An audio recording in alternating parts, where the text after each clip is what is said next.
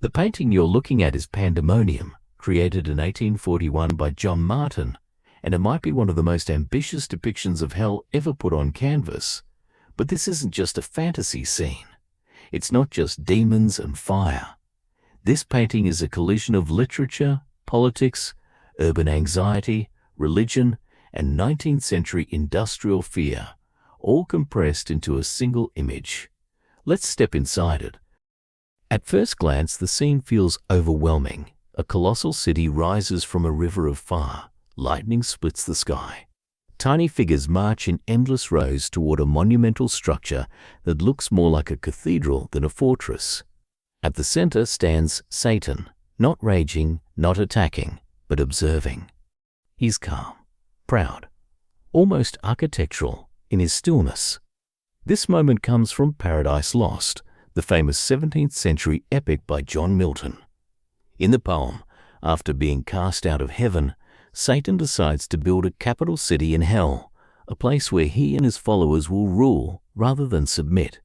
That city is called Pandemonium, and John Martin chose to paint the exact moment when it is completed. Before Milton, Satan was usually portrayed as a simple villain. After Milton, he became something else entirely. In Paradise Lost, Satan is intelligent, charismatic, defiant. He famously declares that it is better to reign in hell than serve in heaven. That line alone reshaped centuries of art and literature. Martin wasn't inventing hell, he was visualizing an idea that already terrified and fascinated Europe, and his genius was scale. Look closely at the architecture, the columns, the symmetry, the Gothic weight of the structure. This isn't some abstract fantasy city. The building at the center of Pandemonium closely resembles the Palace of Westminster, which was being rebuilt in London after the Great Fire of 1834. John Martin lived in London during this reconstruction. The city was loud, industrial, polluted, rapidly expanding, and Martin saw something disturbing in that growth. So he did what artists often do best. He exaggerated reality until it became impossible to ignore. Hell in this painting doesn't look ancient, it looks modern. The glowing river beneath the city isn't just lava, it's a symbol. In the 1840s, the River Thames was essentially an open sewer. Industrial waste, human waste, and disease flowed freely through it. Cholera outbreaks were common.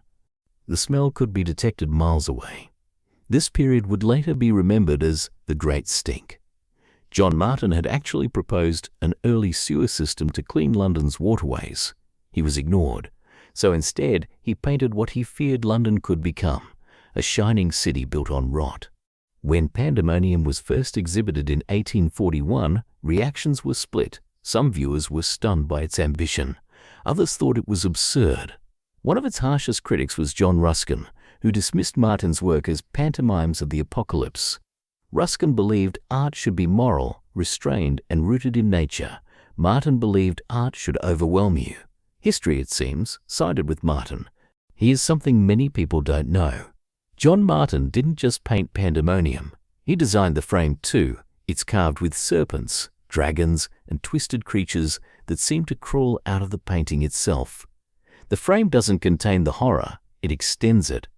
This wasn't just a painting, it was an immersive experience, long before that term existed.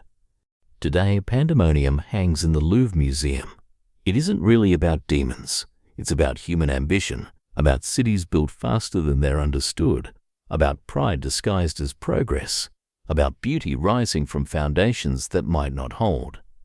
John Martin wasn't predicting the future. He was warning his present, and maybe that's why this painting still feels so powerful today.